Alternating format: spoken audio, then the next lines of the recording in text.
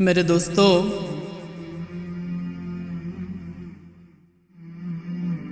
اللہ نے جو انسان کو زندگی عطا فرمائی ہے تو اس زندگی کے اندر کچھ مطالبات دیے گئے ہیں کہ انسان کو کچھ کام کرنے ہیں اور کچھ کاموں سے روکا گیا ہے۔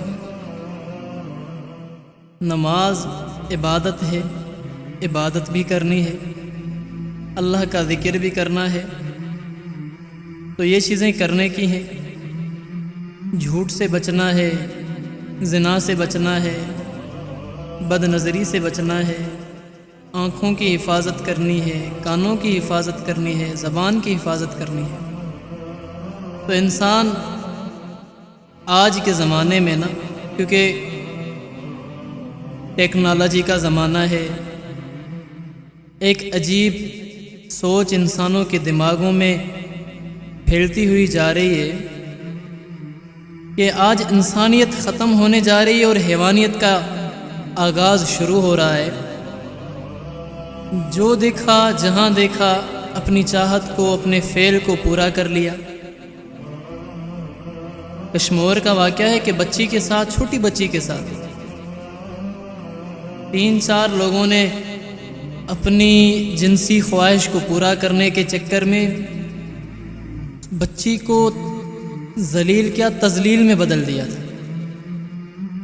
تو انسانیت ختم ہونے جا رہی ہے۔ زنا سے بچنا ہے دوستو۔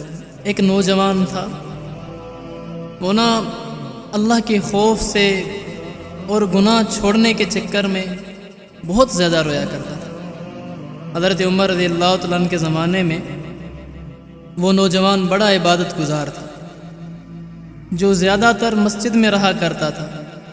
حضرت عمر رضی اللہ تعالیٰ عنہ اس کو بہت پسند کرتے تھے۔ اس نوجوان کا بوڑھا باپ تھا جس سے ملنے وہ عشاء کے بعد جایا کرتا تھا، اور اس راستے پر ایک حسین جمیل عورت کا گھر تھا۔ اس نے اس نوجوان کو دیکھا تو اس پر وہ فریفتہ عاشق ہو گئی اور اس کو اپنی جانب مائل کرنے کے لیے راستے میں بن کر، سون کر اور سنگار کر کے کھڑی ہو گئی۔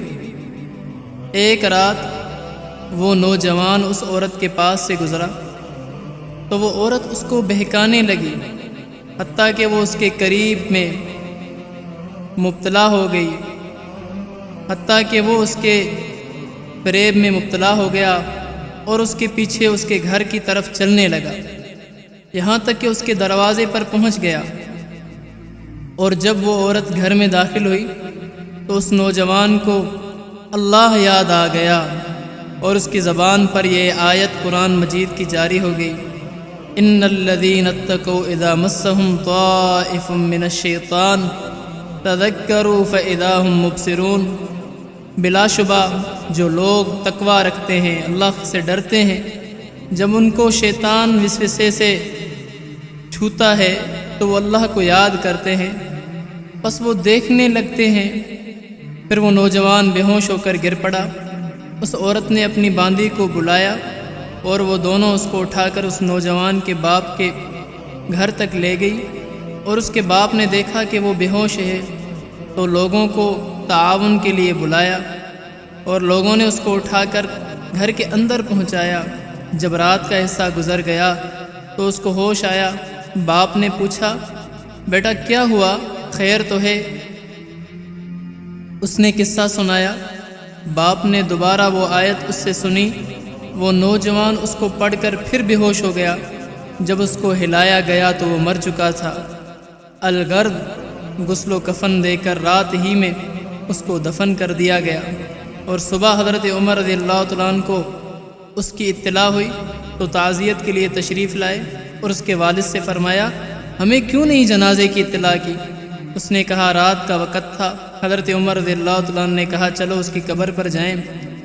پس آپ اور آپ کے ساتھی قبر پر آئے، اور حضرت عمر رضی اللہ تعالیٰ عنہ نے اس نوجوان کو خطاب کر کے کہا، اے فلاں، قرآن میں ہے وَلِمَنْ خَافَ مَقَامَ رَبِّهِ جَنَّتَانِ، اور جو رب کے سامنے کھڑے ہونے کا خوف کھائے اس کے لیے 2 جنتیں ہیں، تو قبر سے اس نے جواب دیا، ہاں مجھے اللہ نے دونوں جنتیں عطا کر دی ہیں دوستو۔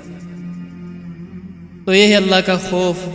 بندہ جب اللہ کا خوف رکھتا ہے تو اللہ اس کو دنیا کی لذتوں سے بڑھ چڑھ کر لذتیں عطا فرماتے ہیں۔ جہاں ایک جنت ملنے کا سوال تھا، وہاں اللہ نے اس بندے کو 2 جنتیں عطا کر دی دوستو۔ تو کوشش کریں بھائی، انسانیت والا راستہ اپنائیں، اسلام والا راستہ اپنائیں، اللہ کے نبی والا راستہ اپنائیں، حیوانیت کو ترک کر دیں، حیوانیت سے اجتناب کریں۔ تو اللہ تعالیٰ سے دعا ہے آپ اور ہم سب کو عمل کرنے کی توفیق عطا فرمائے۔ وآخر دعوانا الحمدللہ رب العالمین۔